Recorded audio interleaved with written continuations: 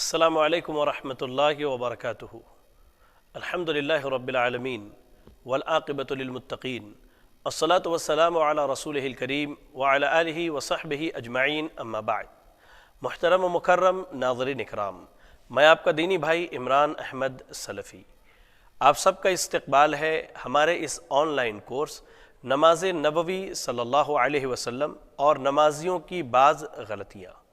ناظرین، الحمدللہ ابھی تک کے ایپیسوڈز میں آپ کے سامنے نماز کے متعلق قریب مکمل احکام و مسائل بیان کیے گئے، الگ الگ نمازوں کے طریقے بیان کیے گئے، اور ایسے ہی نماز کا طریقہ بھی آپ کے سامنے بیان کیا گیا اور نماز میں ہونے والی غلطیوں کا بھی تذکرہ کیا گیا۔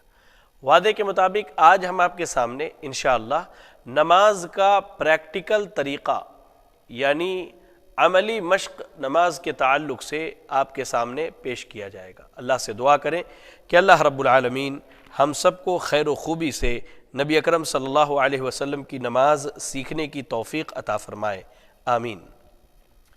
ناظرین، سب سے پہلے اس بات کو یاد رکھیں کہ نماز سے پہلے ہمارے لیے طہارت ضروری ہے، اور طہارت میں ہمیں کیا کرنا ہے؟ وضو کا اہتمام کرنا ہے، وضو کا اہتمام کرنا ہے۔ سنت کے طریقے کے مطابق وضو کیجئے، اس کے بعد آپ مسجد آئیے نماز کے لیے۔ ہم جو نمازیں پڑھتے ہیں ان میں امام اور مقتدی کی کئی صورتیں شریعت نے بیان کی ہیں۔ پہلی صورت یہ ہے کہ امام کے ساتھ اگر ایک مقتدی ہو تو ہم کیسے کھڑے ہوں، امام کے ساتھ ایک سے زائد مقتدی ہوں تو ہم کیسے کھڑے ہوں۔ اس مسئلے کو ہم نے صف بندی کے مسائل میں آپ کے سامنے رکھی تھی، لیکن آج پریکٹیکل میں اس چیز کی ہم آپ کے سامنے وضاحت کریں گے۔ لہذا میں آج پریکٹیکل کے لیے استقبال کرتا ہوں اپنے دو بھائیوں کا۔ ایک بھائی ہمارے شیخ عدنان ہیں اور دوسرے داؤد با حمید ہیں۔ اللہ سے دعا کرے کہ اللہ تعالی ہمارے ان دونوں بھائیوں کو جزائے خیر دے جو انہوں نے ہمارے ساتھ آج اس پریکٹیکل میں حصہ لیا ہے۔ میں داؤد بھائی سے گزارش کرتا ہوں کہ آپ آ جائیں۔ دیکھیے ناظرین، اگر امام کے ساتھ ایک مقتدی ہو تو وہ امام کی دائیں جانب کھڑا ہوگا، امام کی دائیں جانب کھڑا ہوگا، اس طرح جیسے یہ میرے دائیں جانب کھڑے ہیں، اور بالکل ایسے قدم سے قدم ملائے گا اور کاندھے سے کاندھا ملا کر کھڑا ہوگا۔ اگر امام کے ساتھ ایک سے زائد مقتدی ہوں، 2 3 4، تو وہ کیسے کھڑے ہوں گے؟ تو عدنان صاحب آپ آ جائیے، یہاں کھڑے ہو جائیں۔ دیکھیے، امام اس طرح سے سامنے کھڑا ہوگا اور مقتدی جو ہے ایک سے زائد ہیں تو اس کے پیچھے کھڑے ہوں گے۔ اگر مقتدیوں میں کوئی بچہ ہے تو وہ بھی اگلی صف میں کھڑا ہو سکتا ہے، اس میں کوئی حرج کی بات نہیں ہے۔ اور اگر کوئی عورت ہے اور عورت کے لیے الگ سے مصلی کا اہتمام نہیں تو وہ پیچھے کے صف میں مردوں کے پیچھے کھڑی ہو سکتی ہے۔ آئیے ناظرین، میں آپ کو ایک اہم مسئلے کی طرف لے کر کے چلوں۔ صف بندی میں ہمیں صف کیسے ملانی ہے؟ تو یاد رکھیں، سنت سے جو ثابت ہے وہ یہ ہے کہ قدم سے قدم اور کاندھے سے کاندھا ملایا جائے، جس طرح ہمارے یہ دونوں بھائی کھڑے ہیں۔ سنت کے مطابق قدم سے قدم اور کاندھے سے کاندھا کب ملے گا؟ جب ہر آدمی اپنے جسم کے مطابق اپنے پیروں کو پھیلائے گا۔ اگر ہم بہت زیادہ پیر پھیلا دیں تو وہ بھی ہمارے لیے کیا ہے؟ مناسب نہیں ہے، یا بہت زیادہ سکوڑ لیں وہ بھی مناسب نہیں ہے صف بندی کے لیے۔ تو آپ دیکھیے، جس طرح انہوں نے اپنے جسم کے اعتبار سے اپنے قدم پھیلائے ہیں تو یہاں کاندھے سے کاندھا بھی مل رہا ہے، اور پیچھے سے ہم دیکھ لیتے ہیں۔ دیکھیے، یہاں قدم سے قدم بھی الحمدللہ ملا ہوا ہے، یہاں دیکھیں قدم سے قدم بھی ان دونوں بھائیوں کے ہمارے ملے ہوئے ہیں، کاندھے سے کاندھا بھی اور قدم سے قدم بھی۔ آ جائیں۔ یہ تو ہو گئی صف بندی میں ایسے کھڑا ہونا ہے۔ حدیث کے الفاظ ہیں کہ جب کھڑے ہوں تو اپنے بھائی کے لیے کے ساتھ نرمی کے ساتھ کھڑے ہوں، اطمینان کے ساتھ کھڑے ہوں، اور جو صفوں کو ملاتے ہیں اللہ ان کے دلوں کو ملاتا ہے، اور جو صفوں کو کاٹتے ہیں اللہ ان کے دلوں کو کاٹ دیتا ہے۔ تو یہ تو صف بندی کی بات ہو گئی۔ اللہ آپ دونوں بھائیوں کو جزائے خیر دے، اللہ آپ کو خیر و عافیت سے رکھے، دنیا اور آخرت کی بھلائیاں عطا فرمائے۔ بارک اللہ فیکم۔ اب ہم نماز کی ابتدا کریں گے۔ اس سے پہلے یاد رکھیں کہ نماز کی ابتدا سے پہلے سب سے بنیادی بات ہمارے معاشرے میں اس تعلق سے جو بدعت پائی جاتی ہے، وہ بنیادی بدعت یہ ہے کہ ہم نماز کے لیے زبان سے نیت کرتے ہیں۔ میں نیت کرتا ہوں 4 رکعت فرض نماز کی، بوقت ظہر اور منہ میرا قبلہ شریف کی طرف، یا اس طرح کے جو الفاظ کہے جاتے ہیں، تو یہ سنت سے ثابت نہیں، مروجہ بدعات میں سے ایک بہت بڑی بدعت ہے جس سے ہمیں اور آپ کو بچنے کی ضرورت ہے۔ ہاں یاد رکھیں، نماز کے لیے نیت ضروری ہے، لیکن نیت دل کے ارادے کا نام ہے، نہ کہ زبان سے اس طرح کی باتوں کی ادائیگی کا۔ جب ہم نے ارادہ کیا، دل میں ارادہ کر لیا، گھر سے نکلے کہ میں ظہر کی نماز کی ادائیگی کے لیے جا رہا ہوں، یا عصر کی نماز کی ادائیگی کے لیے، یا مغرب کی یا عشاء کی نماز کی ادائیگی کے لیے، تو جب ہم مسجد پہنچے الحمدللہ اب ہم نماز کیسے پڑھیں گے؟ تو میں بحیثیت امام آپ کو ایک نماز پڑھ کے دکھا رہا ہوں، ٹھیک ہے، اور اس دوران میں آپ سے بہت ساری باتیں بھی کروں گا، جہاں غلطیاں ہیں ان غلطیوں کی اصلاح کی کوشش بھی کروں گا۔ چلیے، سب سے پہلے ہم نے مؤذن صاحب نے تکبیر اقامت کہہ دی ہے، اب ہماری ذمہ داری سب سے پہلے کہ ہم تکبیر تحریمہ کہیں، اور تکبیر تحریمہ کہتے ہوئے اپنے ہاتھ کو اٹھائیں۔ ہاتھ جو سنت کے مطابق اٹھانا ہے، یا تو وہ ہمارے کاندھے تک ہوں گے، یہ کاندھے تک، یا ہمارے کانوں تک ہوں گے، کان کے لو کے برابر ہوں گے، یا کاندھے تک ہوں گے، اس طرح سے۔ جو بھائی عموماً نیت کرتے وقت اللہ اکبر جب کہتے ہیں تو اپنے ہاتھوں کو کان کے لو سے ایسے لگاتے ہیں، آپ یاد رکھیں یہ سنت سے ثابت نہیں ہے، بلکہ یہ سنت کے خلاف عمل ہے۔ سنت سے ثابت عمل کیا ہے کہ ہم یا تو کاندھے تک اٹھائیں یا کان کے لو تک اٹھائیں، لیکن انگلی کو اس طرح سے انگلی سے اس طرح سے کان کو نہ چھوئے، نہ ٹچ کرے۔ بہرحال تو ہم کیا کہیں گے؟ اللہ اکبر، اس طرح سے ہمارے ہاتھ ہوں گے قبلہ کی جانب۔ یاد رکھیں نماز جب بھی پڑھیں، چاہے نماز کی کسی بھی حالت یا کیفیت میں ہو، ہمیں کیا کرنا ہے؟ ہمارا سارا جسم جو ہے قبلہ کی طرف۔ بعض بھائی جب کھڑے ہوتے ہیں تو اپنے پیروں کو ایسے رکھتے ہیں، دیکھیے اس طرح سے، یہ سنت کے خلاف ہے۔ سنت یہ ہے کہ تمام اعضاء قبلے کی طرف ایسے ہوں گے۔ ہم نے جب تکبیر کہنا ہے تو اللہ اکبر، ایسے ہاتھ اٹھایا اور ہم نے نیت باندھ لیا۔ نیت کے لیے جو احادیث وارد ہیں، چاہے وہ وائل بن حجر رضی اللہ تعالی عنہ کی ہو، یا دوسری جو سنن کی ہمیں اور صحیح کی روایتیں ملتی ہیں، ان میں یہ ہے کہ انسان اپنے کلائی کو جو ہے کلائی پر رکھے، ایسے رکھے کلائی کو کلائی پر، یا ان ہاتھ کی انگلیوں کو یہاں اپنے کہنی کے پاس رکھے، ہاتھ کی انگلیوں کو کہنی کے پاس رکھے، کوہنی کے پاس رکھے۔ تو ہم نے کلائی پر رکھا، اللہ اکبر کہہ کے ہم نے کلائی پر رکھا، سبحان اللہ، کلائی پر رکھے، اور کہاں باندھے؟ سینے پر باندھے، سینے پر باندھے۔ صحیح ابن خزیمہ کی جو سب سے صحیح روایت ہے اس باب میں وہ یہی ہے کہ انسان ہاتھ کو سینے پر باندھے۔ جو روایت بڑی مشہور ہے حضرت علی رضی اللہ تعالی عنہ کے تعلق سے، جس میں تحت السرہ کا ذکر ہے ناف کے نیچے باندھنے کا، تو یاد رکھے وہ سند کے اعتبار سے درست نہیں ہے، علماء نے اس کو نکارا ہے اور اسے ضعیف قرار دیا۔ اور آپ ایک چیز یاد رکھیں، ہم ہاتھ ایسے باندھے یا ہاتھ کلائی پر رکھے، وہ خود بخود سینے پر چلا آئے گا، خود بخود سینے پر چلا آئے گا۔ الحمدللہ ہمارے معاشرے میں ہمارے احناف بھائی کیا کرتے ہیں، مرد حضرات ناف کے نیچے ہاتھ باندھتے اور خواتین سینے پر ہاتھ باندھتی ہے۔ تو یاد رکھیں یہ تفریق نماز میں اللہ کے نبی صلی اللہ علیہ وسلم سے ثابت نہیں ہے، آپ صلی اللہ علیہ وسلم نے کہیں بھی ایسا نہیں کہا ہے، نہ کیا ہے۔ ہم نے جب نیت باندھ لی تو اب ہماری ذمہ داری کیا ہے؟ ہم سینے پر ہاتھ رکھے، بالکل ایک دم یہاں پر بھی نہیں اور بالکل اس طرح چھوڑ کر کے بھی نہیں، بلکہ درمیان میں سینے پر ہاتھ رکھے۔ اب ہم نیت کی دعا پڑھیں گے، جو دعائیں عام طور سے مشہور ہے، اور جیسے ہی ہم نیت باندھیں تکبیر تحریمہ کہہ کے، ہماری نگاہ کہاں ہوگی؟ ہمارے سجدے کی جگہ پر، سجدے کی جگہ پر۔ آنکھ کھلی ہوئی ہونی چاہیے۔ بعض بھائی آنکھوں کو ایسے بند کر لیتے ہیں اور کبھی سر آسمان کی طرف اٹھایا، کبھی ادھر، کبھی ایسے جھوم رہے، نہیں۔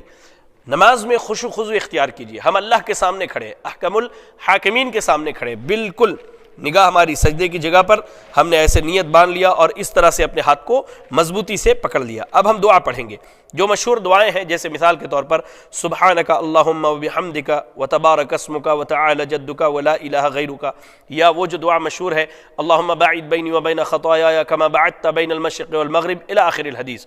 نیت کی دعا اب ہم نے پڑھ لی۔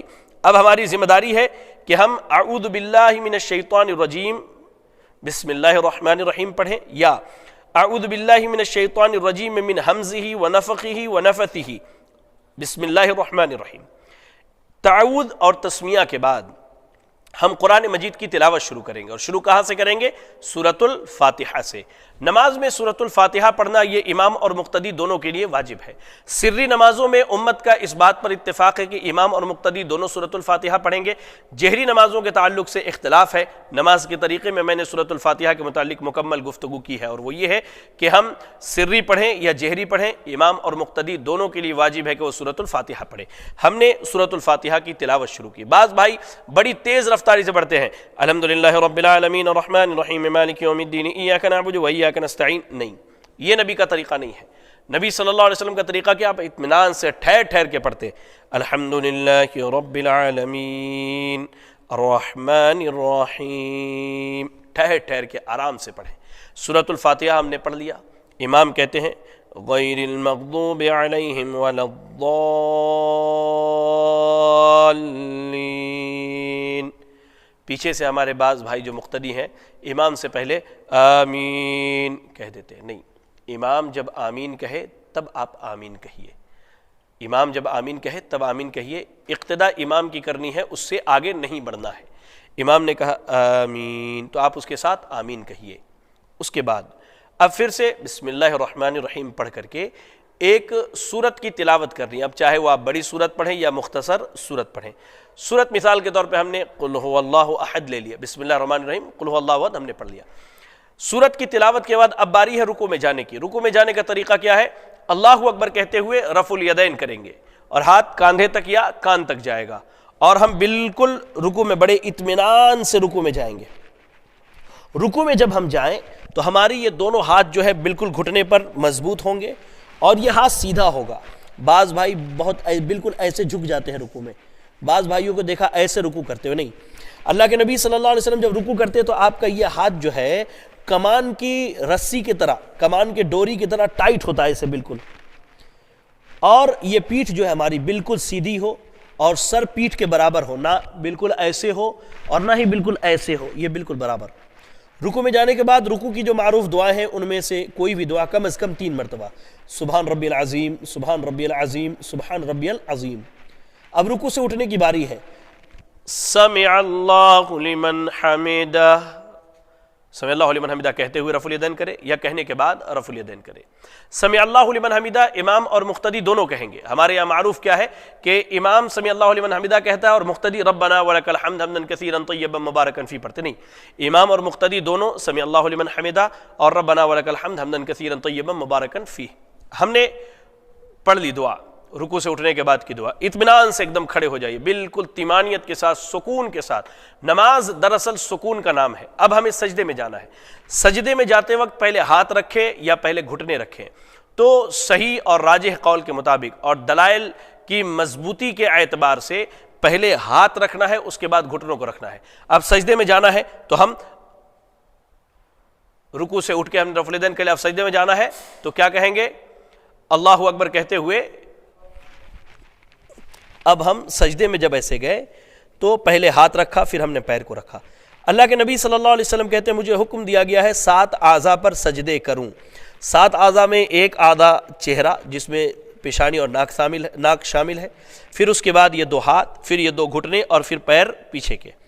سجدے میں گئے ہم بڑے اطمینان سے، اس طرح سے ہم نے پیشانی کو اور اپنے ناک کو لگایا اور پیر کے پچھلے حصے کو ملا لیا۔ آپ دیکھ سکتے ہیں اس طرح سے پیر کو ہم نے ملا لیا۔ سجدے میں یاد رکھیں زمین پر بالکل ہاتھ کو ایسے نہیں پھیلانا ہے، اللہ کے نبی صلی اللہ علیہ وسلم نے اس سے منع کیا ہے، اور نہ ہی بالکل ایسے پہلو میں لگا کے رکھنا ہے، نہیں، بلکہ ہاتھ کشادہ ہو، اگر جگہ زیادہ ہے تو، جگہ کم ہے تو پہلو سے ہٹا کر کے رکھیں، لیکن کیا ہے پہلو میں نہ سٹائیں یا زمین پر اس طرح سے نہ بچھائیں۔ سجدے میں جانے کے بعد اب ہم سجدے کی دعا پڑھیں گے، سبحان ربی الاعلی، سبحان ربی الاعلی، سبحان ربی الاعلی۔ اس کے علاوہ جو دوسری دعائیں ثابت ہیں وہ بھی پڑھ سکتے ہیں انشاءاللہ۔ سجدے میں دعا کرنی چاہیے، عربی زبان میں آپ کو دعائیں یاد ہے تو آپ کثرت سے دعا کر سکتے ہیں۔ اب سجدے سے اٹھنا ہے، اللہ اکبر۔ اٹھنے کے بعد ہم کیسے بیٹھیں گے؟ تو آپ دیکھیے ہمارا جو بایاں پیر ہے، یہ جو بایاں پیر ہے، یہ جو بایاں پیر ہے، اس پیر کو ہم ایسے زمین پر بچھائیں گے، دیکھیے اس طرح سے بچھا کر، اور اس پیر کو کھڑا رکھیں گے اور اس پر بیٹھیں گے ایسے۔ یہ طریقہ سجدے کا اور سجدے میں جانے اور سجدے سے اٹھنے کا مرد عورت سب کے لیے، اس میں کوئی فرق نہیں۔ سجدے سے اٹھنے کے بعد ہمارا بایاں ہاتھ بائیں ران پر گھٹنے کے پاس، دایاں ہاتھ دائیں ران پر گھٹنے کے پاس ہوگا، اور یہ اس ہاتھ کو کیا کریں گے ہم بالکل ایسے بچھا دیں گے۔ اب سجدے سے اٹھنے کے بعد جو دعائیں ثابت ہے ان دعاؤں میں جیسے رب اغفر لی، رب اغفر لی، رب اغفر لی 3 مرتبہ پڑھیں، اطمینان سے بیٹھے، ایک دم سکون سے دعا پڑھنے کے بعد پھر اللہ اکبر کہتے ہوئے سجدے میں جائیں، وہی اعمال کریں جو اس سے پہلے ہم نے سجدہ میں کیا ہے۔ اب پھر اٹھنا ہے۔ بعض بھائی کیا کرتے اٹھتے وقت اللہ اکبر اٹھ جاتے، نہیں، سنت کیا ہے، آپ سجدے سے جب اٹھیں، چاہے وہ پہلا سجدہ ہو، دوسرا ہو، تیسرا یا چوتھی رکعت کا، تو اللہ اکبر اٹھ کر تھوڑی دیر بیٹھیں یہاں تک کہ تمام ہڈیاں اپنی جگہ پر آ جائیں۔ اللہ کے نبی صلی اللہ علیہ وسلم کے تعلق سے صحابہ اکرام بیان کرتے ہیں کہ آپ اتنی دیر بیٹھتے تھے ہمیں یہ لگتا کہ آپ بھول گئے ہیں کہ آپ کو اٹھنا ہے۔ سجدے سے اٹھنے کے بعد اس طرح بیٹھیں پہلی رکعت میں، اب پھر جو ہے اٹھ جائیں، آپ مختصر بیٹھیں، لمبا نہیں، مختصر بیٹھے، اٹھنے کے بعد پھر اپنی جگہ پر کھڑے ہو گئے، پھر سے دوبارہ ہاتھ سینے پر اور کلائی کے اوپر، کلائی بائیں ہاتھ کے اوپر، دایاں ہاتھ سینے پر باندھ لیا ہم نے، پھر بسم اللہ الرحمن الرحیم پڑھیں، سورۃ الفاتحہ کی تلاوت کریں، پھر کوئی مختصر سی سورت پڑھیں، پھر اللہ اکبر کہتے ہوئے رکوع میں جائیں۔ رکوع کا جو طریقہ آپ کو بتلائے گا بالکل ویسے ہی رکوع کریں، اعتدال کے ساتھ، اطمینان کے ساتھ، سکون کے ساتھ دعا پڑھیں رکوع کی، پھر اٹھیں، سمع اللہ لمن حمدہ ربنا ولک الحمد حمدا کثیرا طیبا مبارکا فیہ، ٹھیک ہے۔ اس کے بعد اب ہمیں سجدے میں جانا ہے، تو ہم اللہ اکبر کہتے ہوئے کیا ہے سجدے میں چلے جائیں۔ سجدہ جیسے کرنے کا بتایا گیا ویسے ہی کریں، تمام اعضاء سیدھے ہوں، قبلے کی طرف ہوں، سجدے کی دعا پڑھیں، اللہ اکبر کہتے ہوئے پہلے سجدے سے اٹھیں، سبحان ربی اللہ رب اغفر لی، رب اغفر لی، رب اغفر لی پڑھیں، پھر اللہ اکبر کہتے ہوئے سجدے میں جائیں، اطمینان اور سکون سے سجدہ کریں، اللہ سے جتنی چاہے دعائیں مانگیں، عربی زبان میں آپ کو دعائیں یاد ہیں تو دعائیں پڑھیں، پھر اللہ اکبر کہتے ہوئے بیٹھیں۔ یہ دوسری رکعت ہماری ہے۔ اب یہ دوسری رکعت اگر فجر کی ہے تو ہماری آخری رکعت ہوگی وہ، اگر مغرب کی ہے تو اس کے بعد 1 رکعت پڑھنی ہے، اور اگر ظہر عصر یا عشاء کی ہے تو اس کے بعد ہمیں 2 رکعت پڑھنی ہے۔ اللہ کے نبی صلی اللہ علیہ وسلم شروع کی 2 رکعتوں میں سورۃ الفاتحہ کے ساتھ سورت پڑھا کرتے تھے، اور آخر کی 2 رکعتوں میں صرف سورۃ الفاتحہ پڑھا کرتے تھے۔ اگر یہ ہماری آخری رکعت ہے فجر کی، یا ہماری دوسری رکعت ہے مغرب کی، یا ظہر عصر یا عشاء کی، تو یاد رکھیں کہ پہلے تشہد میں اور آخری تشہد میں جب اللہ کے نبی صلی اللہ علیہ وسلم بیٹھتے تو بالکل آپ ایسے بیٹھتے، ہاتھ کو بچھا لیتے اس پر، اور آپ کا ہاتھ، یہ دایاں ہاتھ جو ہے اس طرح سے ہوتا، آپ ایسا ان 2 انگلیوں کو ایسے بند کرتے، اور انگوٹھا اور درمیان کی انگلی کو ایسے ملاتے، اور شہادت کی انگلی کھڑی رکھتے، تھوڑا سا اس کو ٹیڑھا کر لیتے ایسے۔ اب ہماری نگاہ جو سجدے کی جگہ پر تھی، اب وہ نگاہ چلی آئے گی انگلی پر، ایسے انگلی کو حرکت دینی ہے، کیسے؟ التحیات للہ والصلوات الطیبات السلام علیک ایہا النبی ورحمۃ اللہ وبرکاتہ، السلام علینا وعلی عباد اللہ الصالحین، اشہد ان لا الہ الا اللہ واشہد ان محمدا عبدہ ورسولہ۔ یہ بعض بھائی یہ کرتے کہ صرف اشہد ان لا الہ الا اللہ پر انگلی کو حرکت دیتے، پھر اس کو اشہد ان محمد رسول اللہ پہ جھکا لیتے، تو میں نہیں سمجھتا کہ یہ کسی حدیث سے ثابت ہے یا یہ سنت کا عمل ہے۔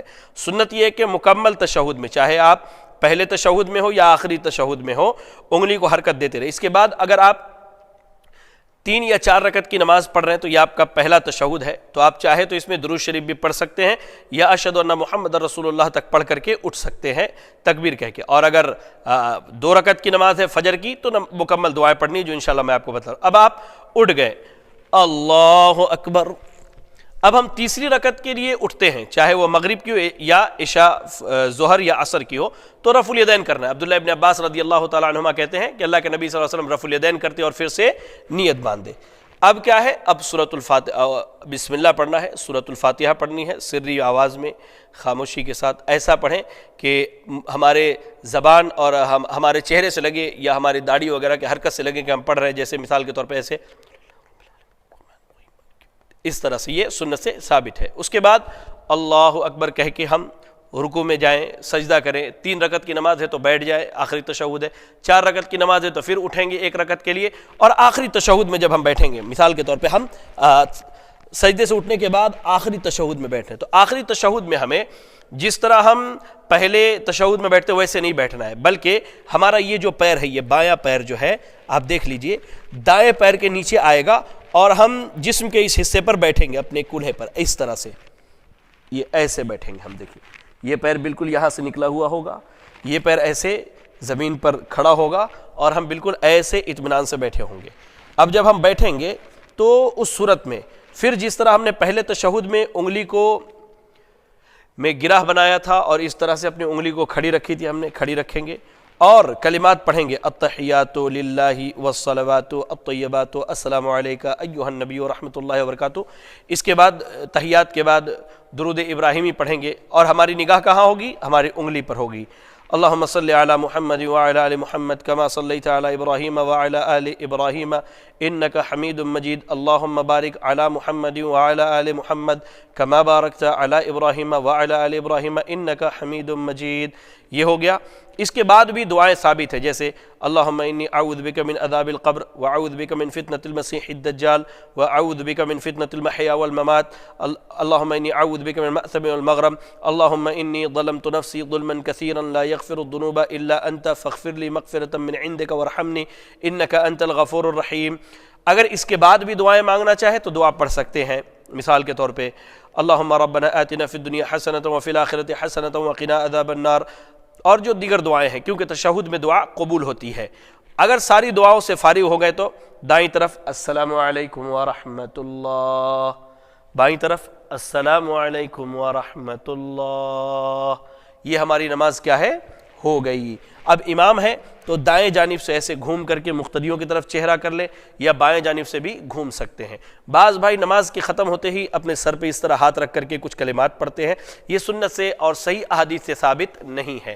بعض بھائی کیا کرتے ہیں، نماز کے فوراً بعد دعا کے لیے ہاتھ اٹھا دیتے ہیں، یہ بھی سنت کے خلاف ہے۔ ہونا یہ چاہیے کہ نماز کے بعد کے جو اذکار ہیں، جیسے نماز ختم ہوتے ہی اللہ اکبر، استغفر اللہ استغفر اللہ استغفر اللہ 3 مرتبہ، اس کے بعد اللہم انت السلام ومنک السلام تبارکت یا ذا الجلال والاکرام، جو دعا ثابت ہے وہ مکمل دعائیں پڑھیں۔ آپ چاہیں تو فرض نماز کے بعد دعا کر سکتے ہیں، لیکن فرض نماز کے بعد اجتماعی دعا کا ثبوت نبی اکرم صلی اللہ علیہ وسلم سے نہیں ملتا ہے۔ انفرادی طور پر اگر دعا کریں تو آپ جتنی دیر چاہیں اللہ تعالیٰ سے دعا کریں، فرض نماز کے بعد دعائیں قبول ہوتی ہے۔ اس طرح سے ہماری 2 اور 4 رکعت کی نماز مکمل ہو گئی۔ یاد رکھیں میرے بھائی، نماز کے لیے نیتوں کو خالص رکھیں، سنت کی اتباع کریں، کیونکہ یہ 2 ایسی شرطیں ہیں جس کی بنیاد پر ہماری عبادتیں قبول ہوتی ہیں۔ ہم زندگی بھر نماز پڑھتے رہے، سنت کے مطابق پڑھیں لیکن کسی اور کو دکھانے کے لیے، یہ بھی اللہ کو قبول نہیں۔ اور اخلاص کے ساتھ پڑھیں، بالکل اللہ کے لیے پڑھیں لیکن سنت کے مطابق نہیں، یہ بھی اللہ کو قبول نہیں۔ مرد اور عورت کی نماز میں کوئی فرق نہیں ہے، سوائے اس کے کہ مرد امام مصلی پر آگے کھڑا ہوگا، اور عورت اگر امام ہے، عورتوں کی امامت کرا رہی ہے تو وہ درمیان صف کے درمیان میں کھڑی ہوگی، اور اس کے دائیں بائیں خواتین کھڑی ہوں گی، نہ کہ وہ مرد امام کی طرح آگے کھڑی ہوگی۔ یہ بس فرق ہے، بقیہ سارے نماز کے ارکان واجبات ساری چیزیں جو ہے مرد عورتوں کے درمیان مشترک ہے، کوئی چیز ان میں فرق نہیں، اور جو فرق کرتے ہیں ان کے پاس میں سمجھتا ہوں کوئی مستحکم اور مستند دلیل نہیں ہوگی اور نہ ہی موجود ہے۔ لہذا اللہ سے دعا کریں کہ اللہ رب العالمین میری، آپ کی اور تمام اہل اسلام کی اصلاح فرمائے، ہمارے نمازوں کی اللہ تعالیٰ اصلاح فرمائے۔ ناظرین، میں آپ کو ایک پیغام مزید دینا چاہتا ہوں۔ الحمدللہ یہ ایک بہترین دعوتی دینی کورس تھا ہمارا نماز نبوی صلی اللہ علیہ وسلم کے متعلق۔ اللہ سے دعا کریں کہ اللہ رب العالمین ہم سب کو اس ورکشاپ میں اور اس آن لائن کورس میں جو جو باتیں ہم نے سیکھی ہیں اس پر عمل کرنے کی توفیق عطا فرمائے۔ میں شکر گزار ہوں سب سے پہلے اللہ تعالیٰ کا، جس رب کائنات نے مجھ طالب علم کو نماز کے متعلق ایک بہترین کورس آپ تک پہنچانے کی توفیق دی۔ اس کے بعد میں شکر گزار ہوں اپنے بھائی عبدالقدیر صاحب کا اور ان کی ٹیم کا جو وے آف سلفیہ کے ذمہ دار ہیں۔ الحمدللہ وہ گاہے بگاہے بہترین کورسز منعقد کرتے رہتے ہیں۔ انہی بہترین کورسوں میں یہ نماز نبوی صلی اللہ علیہ وسلم کا کورس تھا جو وقت کی انتہائی اہم ضرورت تھی۔ آپ سب نے حصہ لیا، اللہ آپ کے اس حصے داری کو قبول کرے۔ اس کے بعد مزید انشاءاللہ آپ کے سامنے بہترین اور کورسز لائے جائیں گے۔ آپ سب سے گزارش ہے کہ اس میں بڑھ چڑھ کر کے حصہ لیں اور دین کو سیکھیں۔ میں عبدالقدیر بھائی کا اور ان کی ٹیم کا بہت بہت شکر گزار ہوں، دا وے آف سلفیہ کا شکر گزار ہوں، اور خصوصاً اپنے عبدالسمیع بھائی کا جو ہمارے اس پروگرام کو ٹیلی کاسٹ کرتے ہیں، اور ایسے ہی ہمارے جو دو آج ہمارے شرکاء تھے جناب شیخ عدنان اور جناب داؤد با حمید، میں ان دونوں بھائیوں کا بھی شکر گزار ہوں، اور آپ تمام کا شکر گزار ہوں جو اپنا قیمتی وقت دے کر کے اس پروگرام کو دیکھتے ہیں۔ اللہ سے دعا ہے کہ اللہ رب العالمین مجھے، آپ کو اور تمام مسلمانوں کو دین اسلام کی صحیح سمجھ اور فہم عطا فرمائے، آمین۔ وآخر دعوانا ان الحمدللہ رب العالمین۔ ناظرین، اگر کوئی چیز چھوٹ گئی یا رہ گئی ہو تو انشاءاللہ میں کل آپ کے سامنے آن لائن آؤں گا، آپ اپنے سوالات کو پیش کریں، اگر ہمارے علم میں رہا تو کتاب و سنت کے مطابق اس کا جواب دیا جائے گا۔ بارک اللہ فیکم، السلام علیکم ورحمۃ اللہ وبرکاتہ۔